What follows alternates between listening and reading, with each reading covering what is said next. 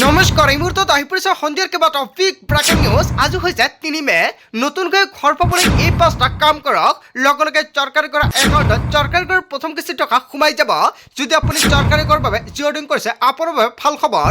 অৰুণোদয়ৰ ২৫জন হিতাধিকাৰী একাউণ্টত ১২৫০ টকাৰ পৰিৱৰ্তে ৩০০০ টকা সোমাব। অৰুণোদয় আঁচনিৰ টকা বৃদ্ধি কৰিছে ৰাজ্যৰ মুখ্যমন্ত্ৰী ডক্টৰ হিমন্ত বিশ্ব শৰ্মাই। পিএম কিষাণৰ ২৫জন হিতাধিকাৰী বেংক একাউণ্টত ২৩ নং কিস্তি ২০০০ টকা সোমাব। পিএম কিষাণৰ তালিকাত নাম থাকিলে এই তিনিটা গুৰুত্বপূৰ্ণ কাম কৰিব লাগিব। আত্মীয় গোটৰ ২৫জন মহিলা বেংক একাউণ্টত ২৫,০০০ টকা সোমাব। যদি আপুনি ১০,০০০ টকাৰ চেক পাইছে।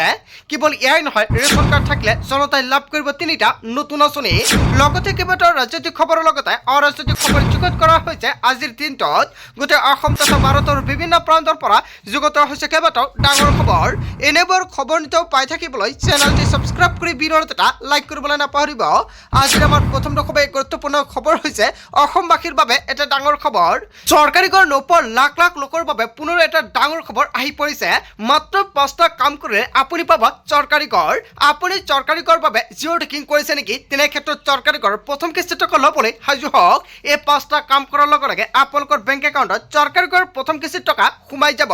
কি এই 5টা বিশেষ কাম কৰিব লাগিব আপুনি সবিশেষ জানি লওক। প্ৰথম কাম হৈছে হিতাধিকাৰী পকী ঘৰ থাকিব নালাগিব। যদি আপুনি চৰকাৰী কৰৰ বাবে জিঅ'ডিং কৰিছে, আপোনাৰ ঘৰত পকী ঘৰ আছেনে? যদি আছে, চৰকাৰী কৰৰ তালিকাত নাম থাকিলেও আপোনাৰ বেংক একাউণ্টত চৰকাৰী কৰৰ প্ৰথম কিস্তি টকা ৰিলিজ নকৰে। দ্বিতীয়তে জিঅ' টেকিং কৰিব লাগিব আপুনি চৰকাৰী কৰৰ বাবে জিঅ' টেকিং কৰি থৈ দিছে নেকি? যদি জিঅ' টেকিং কৰিছে, আপুনি নিশ্চিত থাকক। তৃতীয়তে জিঅ' টেকিং কৰাৰ পিছত আপোনাৰ নাম ভেৰিফিকেশ্যন হ'ব।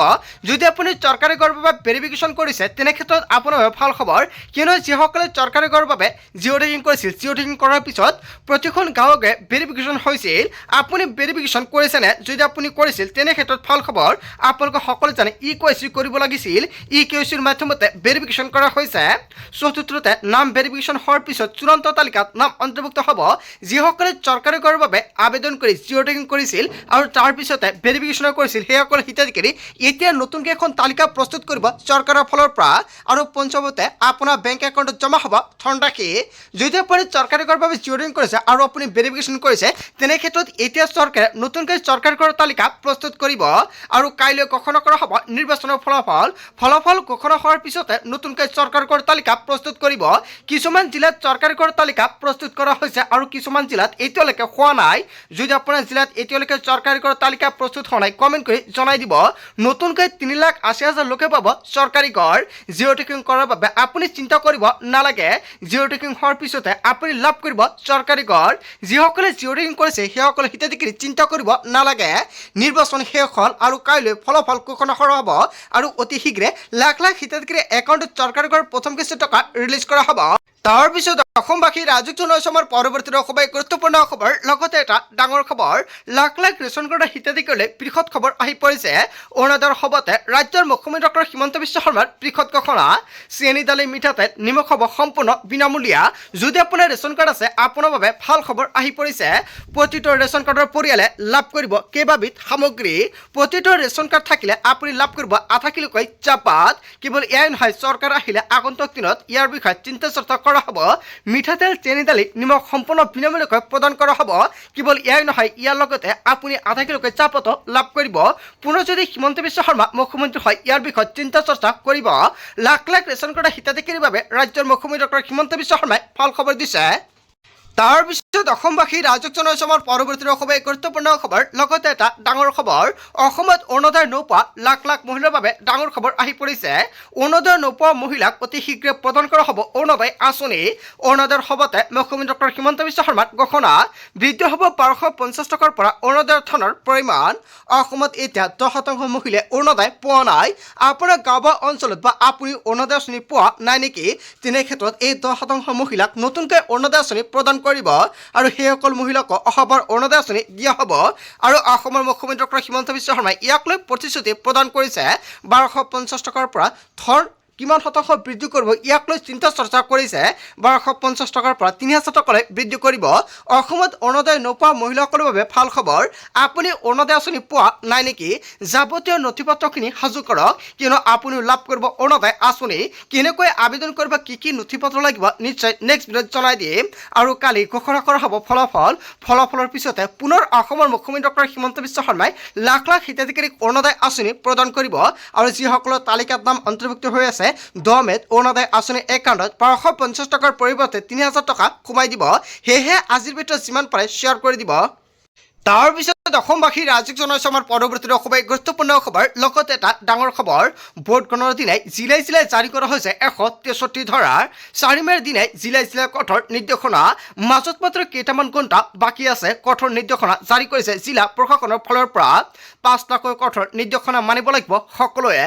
নিয়ম উলংঘন কৰিলে BNSSৰ 223 নং ধাৰাত বিহব শাস্তি ভোট গণনা এলেকাত আতচবাজি ফটকা ফুটা সম্পূৰ্ণৰূপে নিষিদ্ধ আৰু ভোট গণনা এলেকাত কোনেও ওলাব নোৱাৰিব বিজয় আৰু সমদল আৰু উদযাপনৰ নামত ভোট গণনা এলেকাত ভিৰ নিষিদ্ধ আৰু প্ৰাৰ্থীৰ সমৰ্থনত সকলো ধৰণৰ শ্লোগান আৰু ভোট গণনা এলেকাত নিষিদ্ধ ঘোষণা কৰা হৈছে কোনেও শান্তি আৰু সম্প্ৰীতি বিঘ্ন কৰিব নোৱাৰিব ভোট গণনা এলেকাত আৰু নিয়ম উলংঘন কৰিলে জিলা আয়ুক্তই ল'ব তাৎক্ষণিক একশ্যন আৰু ভোট গণনা কেন্দ্ৰৰ 100 পৰা 200 কিলোমিটাৰ ব্যাসাৰ্ধত এলেকাত প্ৰযোজ্য হ'ব এই নিয়ম আৰু ভোট গণনাৰ দিনাই জিলাই জিলাই জাৰি কৰা হৈছে 163 ধাৰা সকলোৱে সাৱধান হওক অন্যথা পৰিব ভয়ংকৰ বিপদৰ সন্মুখীনত তাৰ পিছত অসমবাসী ৰাজ্যিক জনাইছে আমাৰ পৰৱৰ্তী খুবেই গুৰুত্বপূৰ্ণ খবৰ লগতে এটা ডাঙৰ খবৰ অসমৰ ৰাজনীতিৰ সবাতোকৈ ডাঙৰখনৰ কাউণ্টডাউন আৰম্ভ কিয়নো কাৰ দখলৈ যাব অসমৰ 3 কোটি জনতাৰ শাসনৰ ৱাকজাৰী হিমন্ত বিশ্ব শৰ্মা নে গৌৰৱ গগৈ হ'ব পৰৱৰ্তী মুখ্যমন্ত্ৰী এতিয়া সকলোৱে ৱেইট কৰি আছে জনতাৰ মতামতটোকে কমেণ্ট কৰি জনাই দিব মাজত মাত্ৰ কেইটামান ঘণ্টা বাকী আছে ৰাতিপুৱাৰ পৰাই আৰম্ভ হ'ব ভোট গণনাৰ কাম কাজ নিৰ্বাচনী ভোট গণনাক লৈ মাজত মাত্ৰ কেইটামান মুহূৰ্ত বাকী ৰাজ্যৰ জিলাই জিলাই হস্তম হৈ পৰিছে আৰক্ষী আৰু প্ৰশাসন বিভাগ বিজেপিৰ আছামেত ৰুঠিব নেকি গৌৰৱ বাহিনীয়ে আৰু হিমন্ত বিশ্ব শৰ্মাৰ হাততে পুনৰ অৰ্পণ কৰিব নেকি অসমৰ ভৱিষ্যত অসমৰ ৰাজনীতিৰ সবাতোকৈ ডাঙৰখনৰ কাউণ্টডাউন আৰম্ভ মাজত মাত্ৰ অলপ সময় বাকী আছে ইয়াৰ পিছতে ভোট গণনাৰ কাম কাজ আৰম্ভ হ'ব আপোনালোকৰ মতামতটো কমেণ্ট কৰি জনাই দিব কোনে চৰকাৰ গঠন কৰিব তাৰ পিছত অসমবাসী ৰাজ্যিক জনাইছে আমাৰ পৰৱৰ্তী খুবেই গুৰুত্বপূৰ্ণ খবৰ লগতে এটা ডাঙৰ খবৰ এক্সিট পল মিছা হ'ব ৰাজ্যত 4 মেত চৰকাৰ গঠন কৰিব বিৰোধীয়ে গৌৰৱ গগৈৰ নেতৃত্বই বিৰোধীৰ চৰকাৰ হ'ব অসমত বিৰোধী চৰকাৰ আহিলে 100 দিনত ন্যায় পাব জুবেন গাৰ্গে ফলাফলৰ পূৰ্বে চৰকাৰ গঠন কৰিমেই বুলি মন্তব্য কৰিছে বিৰোধী নেতাই মহানগৰীত বৈঠক পাতি প্ৰতিজন বিৰোধী নেতাৰ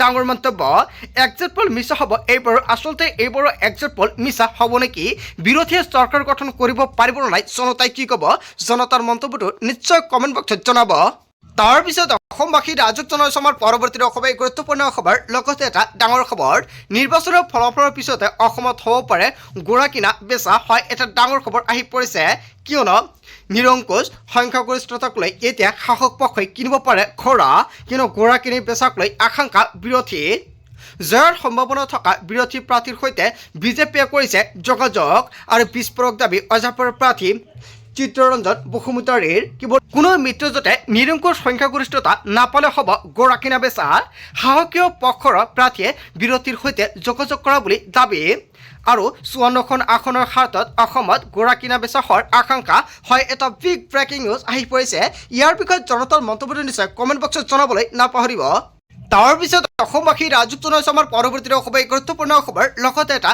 ডাঙৰ খবৰ নিৰ্বাচনী ফলাফলৰ পাছতে চৰকাৰৰ ল'ব বৃহৎ পদক্ষেপ ৰাজ্যৰ মুখ্যমন্ত্ৰী ডক্টৰ হিমন্ত বিশ্ব শৰ্মাই হুংকাৰ প্ৰদান কৰিছে বৃহৎ পৰিকল্পনা ৰচিছে বিজেপি চৰকাৰে ফলাফলৰ পাছতে ৰাজ্যত চলিব ধাৰাবাহিক উচ্ছেদ অভিযান 6 দিন পাছতে নোটিছ লৈ সাজু হ'ব প্ৰশাসন মাজত মাত্ৰ কেইটামান ঘণ্টা বাকী আছে 4 তাৰিখত ৰিজাল্ট দিয়া হ'ব আৰু 5ৰ পৰা 6 তাৰিখতে ঘৰে ঘৰে নোটিছ প্ৰদান কৰিব বাৰিষা কালত এইবাৰ হাজাৰ হাজাৰ লোকক কৰা হ'ব উচ্ছেদ প্ৰসংগৰ সৈতে সম্পৰ্ক নাই কোনো মুছলমানৰ বিজেপিৰ স্থিৰতে আছে উচ্ছেদৰ প্ৰসংগ ইয়াক লৈ ৰাজ্যৰ মুখ্যমন্ত্ৰী ডক্টৰ হিমন্ত বিশ্ব শৰ্মাই কৰিছে বৃহৎ মন্তব্য বিজেপিক ফৰ্তিলেও হাৰি নাযাব বেদখলকাৰী বনাঞ্চল এৰি যাওক নহ'লে বিপদ নিশ্চিত 4 তাৰিখে ৰিজাল্ট 5 তাৰিখৰ ৰাতিপুৱাৰ পৰাই চলিব বুলডোজাৰ একশ্যন ভোট গণনা শেষ হোৱাৰ লগে লগে আৰম্ভ হ'ব উচ্ছেদ অভিযান বাংলাদেশ ত্ৰিপুৰাৰ লোকে মাটি দখল কৰিলে মানি লোৱা নহ'ব চৰকাৰী মাটিত অবৈধভাৱে থকা ৰবৰ বাগানতো হ'ব উচ্ছেদ অভিযান নিৰ্বাচনী ফলাফলৰ পাছতে চৰকাৰে ল'ব বৃহৎ পদক্ষেপ তাৰ পিছত অসমবাসী ৰাজুক জনাইছে আমাৰ পৰৱৰ্তী খুবেই গুৰুত্বপূৰ্ণ খবৰ লগতে এটা ডাঙৰ খবৰ 1 মেৰ পৰা 4 মেলৈ বতৰ চলাব তাণ্ডৱ অসমত হ'ব পাৰে বান সদৃশ পৰিস্থিতিৰ আপোনাৰ গাঁও বা অঞ্চলত বৰ্তমান পৰিস্থিতি কেনেকুৱা 4 মেত অসমত নিৰ্বাচনী ফলাফল ঘোষণাৰ দিনটোত এলাৰ্ট জাৰি কৰা হৈছে ঘণ্টাত 40ৰ পৰা 50 কিলোমিটাৰ বেগেৰে ধুমুহা পৰাৰ সম্ভাৱনা অসমৰ লগতে উত্তৰ পূৰ্বাঞ্চলৰ কেইবাখনো ৰাজ্যত এলাৰ্ট জাৰি কৰা হৈছে কেন্দ্ৰীয় জলবায়ুকে জাৰি কৰিছে সতৰ্কবাণী বিজুলী ঢেৰেকণিৰ ধুমুহা শিলাবৃষ্টিৰ আশংকা কৰা হৈছে আঞ্চলিক বতৰ বিজ্ঞান কেন্দ্ৰৰ ফালৰ পৰা জাৰি কৰা হৈছে এলাৰ্ট উজনিৰ পৰা নামনিলৈকে কেইবাখনো জিলাত ইয়েলো এলাৰ্ট আৰু অৰেঞ্জ এলাৰ্ট জাৰি কৰা হৈছে মুঘলধাৰ বৰষুণে সৃষ্টি কৰিব পাৰে বান সদৃশ পৰিস্থিতিৰ আজিৰ পৰা ধুবুৰী দক্ষিণ শালমাৰা গোৱালপাৰা কোকৰাঝাৰ চিৰাং বাক্সা বৰপেটা বঙাইগাঁও বজালী তামুলপুৰতো য়েলো এলাৰ্ট জাৰি কৰা হৈছে কামৰূপ মেট্ৰ দৰং ওদালগুৰি পশ্চিম কাৰ্বি আংলঙতো য়েলো এলাৰ্ট জাৰি কৰা হৈছে শোণিতপুৰ বিশ্বনাথ লখিমপুৰ ধেমাজি ডিমা হাছাও কাছাৰতো এলাৰ্ট জাৰি কৰা হৈছে হাইলাকান্দি শ্ৰীভূমি জিলাতো য়েলো এলাৰ্ট জাৰি কৰা হৈছে বৰ্তমান আপোনাৰ অঞ্চলত বতৰৰ পৰিস্থিতি কেনেকুৱা কমেণ্ট বক্সত জনাই দিব তাৰ পিছত অসমবাসী ৰাজুক জনাইছে আমাৰ পৰৱৰ্তী খুবেই গুৰুত্বপূৰ্ণ খবৰ লগতে এটা ডাঙৰ খবৰ বিপদত পৰিব সামাজিক মাধ্যম গৰম কৰি থকা বিজেপিৰ কাৰ্যকৰ্তা চিপ্ৰাং আৰু গাদ্দাৰ শব্দ ব্যৱহাৰ কৰা কাৰ্যকৰ্তা সকিয়নি সভাপতিৰ চিপ্ৰাং আৰু গাদ্দাৰ বিজেপিৰ সংস্কৃতি নহয় বুলি সকিয়নি মন্ত্ৰী ৰঞ্জিত দাস আৰু বিধায়ক দিগন্ত কলিতাই ব্যৱহাৰ কৰিছিল এই শব্দ ৰাজনৈতিক মহলত চৰ্চাৰ পাছতে অনুশাসন ৰাজ্যিক সভাপতিৰ দলীয় অনুশাসন সকলোৱে মানিব লাগিব বুলি সতৰ্কবাণী বিপদত পৰিব সামাজিক মাধ্যম গৰম কৰি থকা বিজেপিৰ কাৰ্যকৰ্তা আজিৰ মূল ভিডিঅ'খনত আপোনালোকক এইখিনি সৰু কেইটামান ইনফৰমেশ্যন দিবলগীয়া আছিলে ভিডিঅ'টি ভাল লাগিলে লাইক কমেণ্ট শ্বেয়াৰ কৰক চ' থেংক ইউ ফৰ ৱাচিং ফুল ভিডিঅ'